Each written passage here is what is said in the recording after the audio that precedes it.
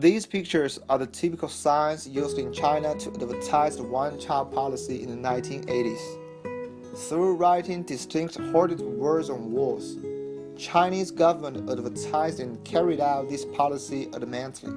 For many people in China now, this policy is considered brutal and certainly controversial. In 1982, Chinese government has formally included this policy in the constitution of the PRC. For more than 30 years, this policy has been continuously influencing China's society. Yes, it does have an effect on controlling overall population, but it also creates many social problems and other undesirable consequences to today's China. We ask here of what are these social problems and consequences? How will they influence China and its further development? One of the most direct and visible consequences of this policy is the appearance in China of many 失独 families. 失独 families refers to those families who lost their only child that they were, because of this policy, allowed to have.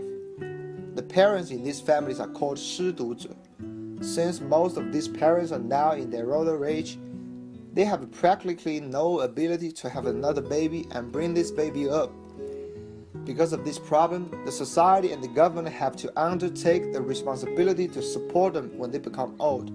According to the latest data, there are over 10 million 失独 families in China, and that number increases annually with 76,000 new families.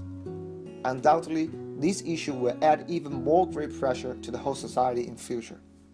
The one-child policy also makes a contribution to the imbalance of gender ratio. The implementation of one-child policy in urban areas and in rural areas is nearly the same. However, in rural areas, boys are considered more desirable, as they are the future labor force.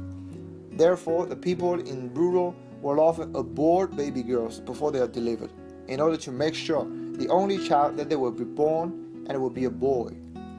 The increasing imbalance of gender ratio may lead to more social problems and create imperfect social harmony. In addition, one-child policy also contributes to the existence and spread of many other social problems, such as waste of educational resources, slowdown of economic development, and increases new generations' vulnerability. All these social problems are very important to China's sustainable development. One-child policy has been more and more criticized recently. Now, people regard it as a murderous monster and hope to abolish it as soon as possible. Of course, it is not an easy decision. It is also not a simple yes or no question. This policy influences many sectors of the society, and in order to solve this complicated situation, one needs more patience and wisdom.